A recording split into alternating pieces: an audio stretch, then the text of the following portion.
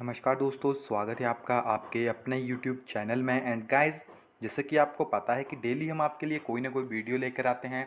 तो कल वीडियो नहीं आई थी क्योंकि कल टेस्ट हुआ था लाइव। ओके, इसमें 150 क्वेश्चन थे तो तकरीबन उसमें 150 स्टूडेंट्स ने जो है पार्टिसिपेट किया था। और तकरीबन 6 to 7 स्टूडेंट ऐसे थे जिन्होंने इसको क्वालिफाई किया, जिनके नंबर 83 से ऊपर थे। ओके, बाकी सभी के नंबर जो है काफ़ी कम थे। तो गाइस, कॉन्टिन्यूस वे में स्टडी कीजिए, अदरवाइज टैट का वही रिजल्ट आएगा दोबारा से 5%, 2%, 3%। ओके, अगर आप अच्छे से नहीं पढ़ेंगे तो एकदम सही से एकदम प्रॉपर पैटर्न में पढ़िए। मैंने आपको ऑलरेडी बता दिया कि विदाउट कोचिंग आप किस तरह से जो है पढ़ सकते हैं। ओके, किस तरह से आप तैयारी कीजिए कि अगर विदाउट कोचिंग भी आप टैट को क्लियर कर सकें। ओके, जरूरी नहीं कि आप कोचिंग, क्योंकि कोचिंग उन्हीं के लिए होती है जो कि सेल्फ स्टडी नहीं कर सकते हैं, जिनके पास टाइम नहीं है, कि वो टाइम नहीं दे सकते क्योंकि कोई जॉब्स में है, कोई आपके पास हाउस वाइफ है। ओके, कोचिंग सिर्फ उन्हीं के लिए होती है। तो आपको हर एक कंटेंट यहाँ पे मिलता है, हर एक चीज़ आपके पास मिलती है। पूरी की पूरी जर्नल साइंस हमारे चैनल के ऊपर अवेलेबल है। ओके, यानी काफ़ी ज़्यादा वीडियोस यहाँ पे है, वहाँ से आप गाइडेंस ले सकते हैं, खुद सेल्फ स्टडी कर सकते हैं। फिर भी अगर आप नहीं कर पा रहे हैं, आपका रिजल्ट सही नहीं आ रहा है एंड आपको चेक करना है कि आपका टेस्ट जो है सही से होगा कि नहीं, तो हमारी टेस्ट सीरीज़ ऑलरेडी अवेलेबल है।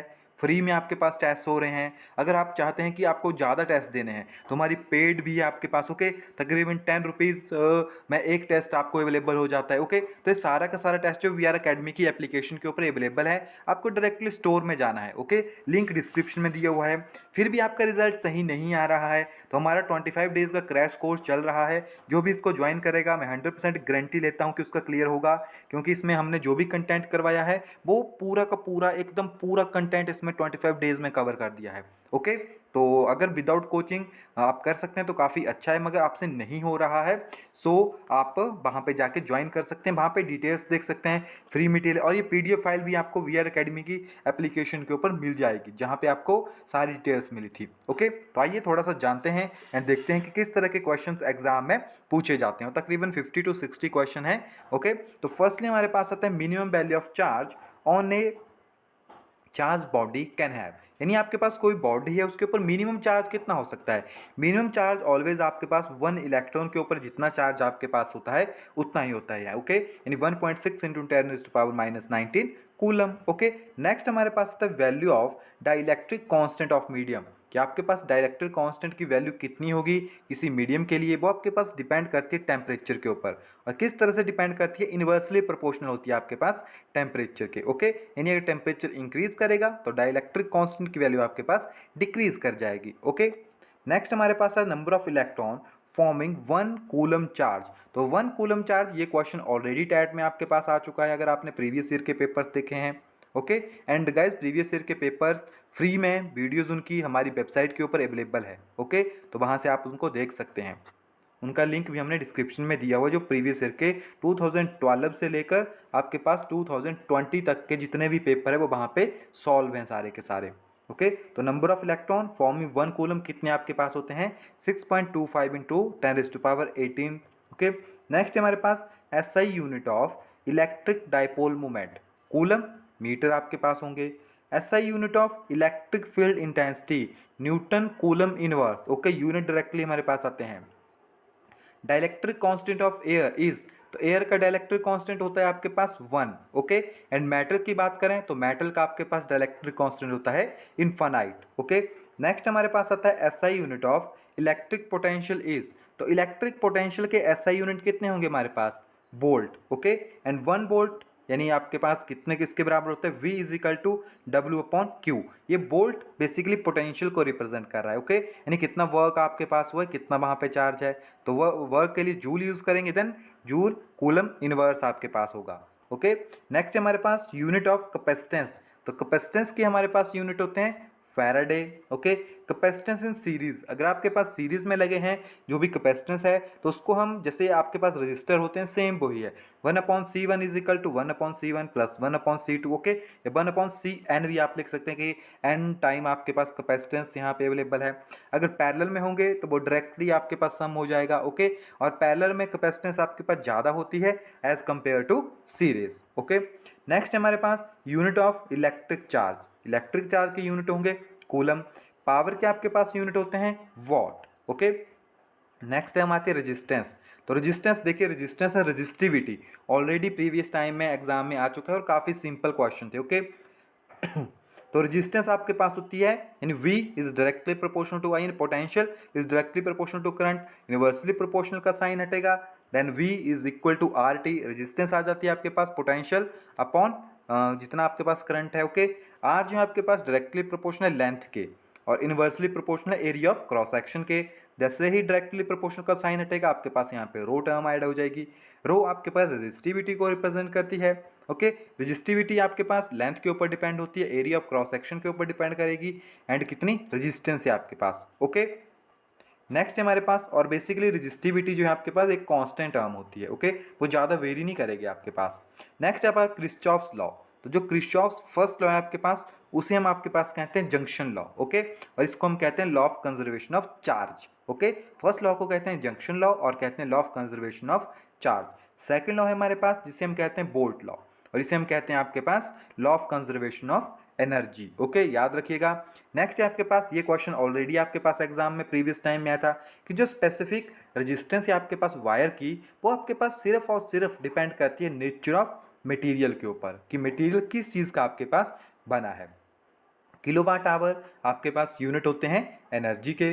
और fuse is use an electric circuit, जो भी आपके पास फ्यूज़ हम यूज़ करते हैं वो क्यों करते हैं, ताकि अगर वोल्टेज इंक्रीज या डिक्रीज करे तो हमारे जो भी आगे अप्लायंस लगे हैं उनके ऊपर कोई भी इफेक्ट ना पड़े। Okay act as a switch during emergency. Okay next है हमारे पास R is inversely proportional to rho. Okay यानी डेंसिटी के ऊपर किस तरह से रिप्रेजेंट करेगा आपके पास। ओके तो इनवर्सली प्रोपोर्शनल, जो भी आपके पास रेजिस्टेंस है वो इनवर्सली प्रोपोर्शनल है आपके पास डेंसिटी के, यानी डेंसिटी इंक्रीज करेगी तो आपके पास रेजिस्टेंस जो है वो कम होती चलेगी। नेक्स्ट आपके पास यहाँ से आपके पास काफ़ी टाइम में क्वेश्चन देखने को मिले हैं कि आपके पास पावर दी होगी, टाइम आपके पास दिया होगा, आपको क्या निकालना है वहाँ पे, हीट निकालनी है। ओके और पावर आपके पास क्या होती है, कितना आपके पास पोटेंशियल है उसका स्क्वायर, एंड कितनी आपके पास रेजिस्टेंस है। ओके आपके पास वैल्यू आती है। तो इन फार्मूले को याद रखिएगा, काफ़ी इंपॉर्टेंट फार्मूले हैं। यूनिट आपके पास रेजिस्टेंस के आते हैं ओहम, स्पेसिफिक रेजिस्टेंस के आते हैं ohm metre. Okay and conductance की बात करें तो आपके पास ओहम इनवर्स हो जाएगा, एंड बात करें रेजिस्टेंस इन स्पेसिफिक रेजिस्टेंस या स्पेसिफिक रेजिस्टिविटी भी कहते हैं। ओके स्पेसिफिक रेजिस्टेंस को हम आपके पास रेजिस्टिविटी भी कहते हैं, या कंडक्टेंस को conductivity. So ohm inverse metre inverse. Okay and siemens भी इसके होते हैं आपके पास कंडक्टर के, कंडक्टेंस के। नेक्स्ट हमारे पास आता है प्रिंसिपल ऑफ अ थर्मोपाइल। तो थर्मोपाइल का क्या प्रिंसिपल आपके पास होता है, सीबैक इफेक्ट। ओके नेक्स्ट हमारे पास 1 gauss is equal to 10⁻⁴ tesla. Tesla is the unit of magnetic induction. Galvanometer है आपके पास बेसिकली, तो गैल्वोमीटर में आपके पास क्या होता है, अगर जो एमीटर है वो आपके पास गैल्वेनोमीटर आपके पास एमीटर में कन्वर्ट हो सकता है जब हम उसको at low resistance in parallel में अरेंज करेंगे। ओके गैल्वेनोमीटर को हम एमीटर एंड वोल्ट मीटर दोनों में कन्वर्ट कर सकते हैं, वो डिपेंड करेगा कि आपने उसको पैरेलल में लगाया है या सीरीज में। अगर पैरेलल में लगाएंगे तो उसकी लो रेजिस्टेंस रखेंगे। ओके और हमेशा याद रखिए जो एमीटर लगता है वो ऑलवेज आपके पास सीरीज में लगता है, क्योंकि उसकी जो रेजिस्टेंस है वो 0 होती है, तो उसको हम एक सीरीज में लगा सकते हैं। ओके जो वोल्ट मीटर है आपके पास वो ऑलवेज आपके पास पैरेलल में लगता है, और गैल्वेनोमीटर को हम वोल्ट मीटर में कन्वर्ट कर सकते हैं with high resistance in series में उसको ऐड करके। नहीं अपोजिट लगाएंगे गैल्वेनोमीटर को तो वो वोल्ट मीटर में बनेगा, पैरेलल लगाएंगे तो वो एमीटर में आपके पास कन्वर्ट होगा। ओके नेक्स्ट जो हमारे पास टर्म आती है, क्वेश्चन हमारे पास यहाँ पे आता है रेजिस्टेंस। ओके कि रेजिस्टेंस ऑफ आइडियल एमीटर कितना होगा, 0 होगा।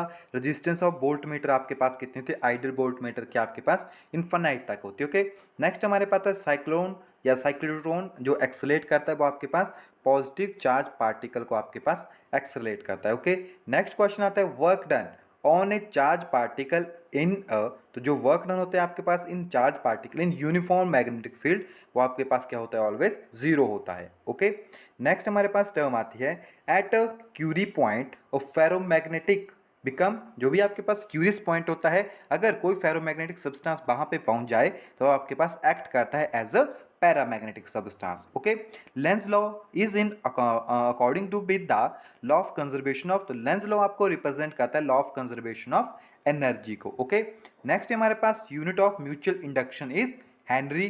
Transformer work on AC only principle of जो आप इसका प्रिंसिपल है वो है म्यूचुअल इंडक्शन। ओके, नेक्स्ट हमारे पास आता है फ्रिक्वेंसी ऑफ डीसी। तो डीसी की जो फ्रिक्वेंसी है आपके पास वो बेसिकली जीरो होती है। इंडिया में जो हम यूज़ करते हैं हाउस होल्ड में एसी, उसकी फ्रिक्वेंसी आपके पास 50 हर्ट्स होती है। Okay, and average value of AC over complete cycle, तो एवरेज वैल्यू आपके पास होती है एसी की वो आपके पास जीरो होती है। ओके, नेक्स्ट हमारे पास ऑर्डर है इन बिबग्योर, यानी कलर्स में ऑर्डर है फ्रिक्वेंसी एंड वेवलेंथ का।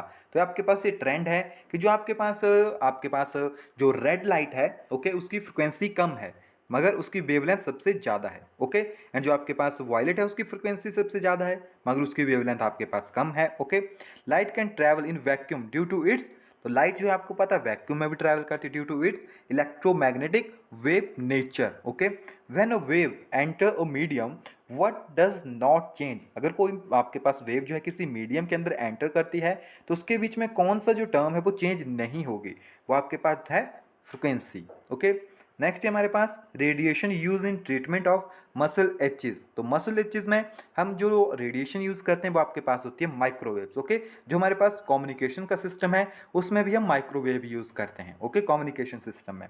नेक्स्ट हमारे पास ozone is found in stratosphere. जो ओजोन है आपके पास वो कौन सी लेयर में होती है, आपके पास स्ट्रेटोस्फियर में प्रेजेंट होती है। ओके, एंड हमेशा याद रखें स्ट्रेटोस्फियर एक ऐसी लेयर है आपके पास जिसमें जब हम हाइट में चलते हैं तो आपके पास जो टेम्परेचर है वो इंक्रीज करना शुरू करता है। बेसिकली हाइट में टेम्परेचर डिक्रीज करता है मगर स्ट्रेटोस्फियर में आपके पास जो है टेम्परेचर इंक्रीज करता है। ओके, नेक्स्ट आती है माइक्रोवेव। तो माइक्रोवेव हम यूज़ करते हैं एयरक्राफ्ट नेविगेशन में, radio waves basically cellular phone में यूज़ करते हैं, इंफ्रारेड वेव्स हम रिमोट स्विचिंग में यूज़ करते हैं, यूवी रेज हम यूज़ करते हैं LASIK में। ओके, नेक्स्ट है स्पीड ऑफ EMF वेव्स। तो वही आपके पास स्पीड ऑफ लाइट 10 × 10⁻8 मीटर पर second in free space. Okay, next lens maker formula, lens formula, power of equivalent lens and equivalent lens. Okay, तो देखिए पावर फर्स्टली बात करते हैं लेंस मेकर फार्मूला। तो हमारे पास होता है 1/f is equal to n-1, 1/r1 minus 1/r2। Okay, lens maker formula हमारे पास होता है 1/f is equal to 1/v minus 1/u। Power of equivalent lens हमारे पास होता है P is equal to P1 plus P2। Equivalent lens हमारे पास होता है 1/f is equal to 1/f1 plus 1/f2। Easily कोई भी आपके पास क्वेश्चन आएगा वैल्यू डालिए, डायरेक्टली हमारे पास सॉल्व हो जाएगा। नेक्स्ट हमारे पास टर्म आती है ह्यूमन आइसोलेटेड। तो ह्यूमन आई की जो एकदम परफेक्टली देखने की जो एक क्षमता होती है मिनिमम वो होती है 25, इससे कम आप नहीं देख पाओगे। जब भी 25 के ऊपर कोई ऑब्जेक्ट होगा वहाँ से हम परफेक्टली देख पाएंगे। ओके, ये मिनिमम है, मैक्सिमम आप इनफाइनाइट तक देख सकते हैं। आपके पास डिफेक्ट आते हैं, तो फर्स्टली डिफेक्ट आता है हाइपरमेट्रोपिया। हाइपरमेट्रोपिया में आपके पास क्या होता है, can not see near object, हम नियर के ऑब्जेक्ट नहीं देख पाते मिट्रोपियम हाइपरमेट्रोपिया में। ओके, तो इसको हम ठीक करते हैं कन्वेक्स की हेल्प से। ओके, माइपोपिया आपके पास है तो इसमें हम क्या करते हैं कि हम डिस्टेंस के ऑब्जेक्ट को नहीं देख पाते हैं, तो इसमें हम कनकेव लेंस यूज़ करते हैं। प्री बायोपिया में हम यूज़ करते हैं बेसिकली बाईफोकल लेंथ, क्योंकि इसमें दोनों प्रॉब्लम आ जाती है आपके पास, तो बाईफोकल लेंथ हम यूज़ करते हैं, ना ही हमें नज़दीक का दिखता है ना ही दूर का, तो हम बाईफोकल लेंस यूज़ करते हैं। ओके, इसमें अपर पोर्शन में कनकेव लगा होता है एंड लोअर पोर्शन में आपके पास कन्वेक्स लगा होता है। ओके, इसी में एक और टर्म हमारे पास होती है एस्टिग्मेटिज्म। ओके, जिसमें आपके पास क्या होता है, inability to stimulate focusing on both horizontal and vertical plane. Okay, next है हमारे पास magnification power of simple microscope. तो एकदम नॉर्मल सी टर्म है, मैग्निफिकेशन पावर आप इजी वे में निकाल सकते हैं। मैग्निफिकेशन का फार्मूला आपके पास होता है MP, यानी magnification power is equal to 1/d/f।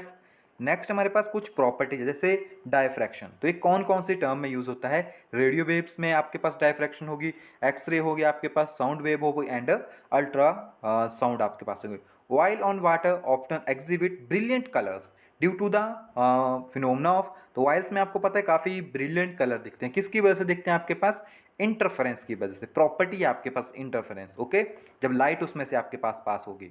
Next हमारे पास है 1 इलेक्ट्रॉन वोल्ट। तो इलेक्ट्रॉन वोल्ट आपके पास एनर्जी के यूनिट हैं और ये आपके पास इसकी वैल्यू होती है 1.6 × 10⁻19 जूल। ओके, नेक्स्ट हमारे पास थर्मोइस आर, जो आपके पास मोइन्स हैं आपके पास, वो क्या होते हैं, तो आपके पास एक टर्म है जिसको हम कहते हैं आपके पास इलेक्ट्रॉन। जब भी आपके पास कोई इलेक्ट्रॉन या किसी भी सरफेस के ऊपर लाइट पड़ती है तो वहाँ से इलेक्ट्रॉन एजिक्ट होते हैं। ओके, इसी प्रोसेस को हम कहते हैं आपके पास। ओके, नेक्स्ट हमारे पास बोहर मॉडल ऑफ एटम, उन्होंने क्या कहा था, assume that the angular momentum of electron क्या था आपके पास, क्वांटाइज था। नेक्स्ट न्यूक्लियर साइंस से रिलेटेड है, nuclear fission and nuclear fusion. तो न्यूक्लियर फ्यूजन हमें रिप्रेजेंट करता है कि कोई आपके पास हैवी न्यूक्लियस को हम 2 पार्ट में डिवाइड करेंगे। ओके, इसमें हम यूज करते हैं uranium 235, thorium 322, okay sorry 232, plutonium use करते हैं 239, 240, 241। ओके, तो इसमें हम मॉडरेटर आपके पास हो गया, जिसमें मॉडरेटर में D2O एंड ग्रेफाइट यूज़ करते हैं, ऑलरेडी आपके पास एग्जाम में आ चुका है। कंट्रोल मटेरियल में एक हम यूज़ करते हैं कैडमियम रॉड्स। कूलेंट में हम यूज़ करते हैं वाटर हो गया, CO2 हो गया, नाइट्रोजन आपके पास हो गया। ओके, एंड इसमें क्या होता है आपके पास इतनी ज़्यादा एनर्जी रिलीज नहीं होती है न्यूक्लियर फिजन में। ओके, क्योंकि इसमें हम न्यूक्लियर रिएक्टर्स में इसको यूज़ करते हैं बेसिकली। जो आपके पास न्यूक्लियर फिजन है इसमें काफ़ी ज़्यादा एनर्जी रिलीज होती है, एंड इसमें आपके पास क्या होगा, आपके पास कोई भी 2 स्मॉल न्यूक्लियस वो कंबाइन होके हैवी न्यूक्लियस में आपके पास कन्वर्ट होते हैं, हैवी न्यूक्लियस में। और जैसे सन हो गया, आपके पास हाइड्रोजन बॉम्ब हो गए, तो इनमें इसका यूज़ होता है। मगर इसको हम कंट्रोल नहीं कर सकते, इसलिए जो भी आपके पास न्यूक्लियर रिएक्टर्स हैं उनमें फिजन को हम यूज़ करते हैं। ओके, नेक्स्ट हमारे पास था डिस्कवरी ऑफ एक्सरे, तो आपके पास रंगटन ने की थी। निबल स्टैंड फॉर, तो निबल में आपके पास 4 बिट्स का ग्रुप प्रेजेंट होता है। एलईडी जो है आपके पास स्पॉन्टेनियस एमिशन करती है लाइट की। ओके, एंड जो एलडी आपके पास ये स्टिमुलेटेड एमिशन करती है। छोटी छोटी टर्म्स हैं और काफ़ी इंपॉर्टेंट आपके पास है। टीवी ट्रांसमिशन की बात करें तो 30 मेगाहर्ट्ज से 300 मेगाहर्ट्ज की फ्रिक्वेंसी के बीच में इसकी फ्रिक्वेंसी होती है। ओके, तो यहाँ पे क्लास +2 के जो MCQ थे कुछ टर्म्स वो क्लियर होते हैं, ऐसा मत सोचिए कि यही सफिशेंट है। ओके, और भी हमारे पास मटेरियल है जो कि हम डेली आपके लिए लेकर आते रहेंगे। ओके, सो मिलते हैं नेक्स्ट वीडियो में, तब तक के लिए thank you, have a nice day.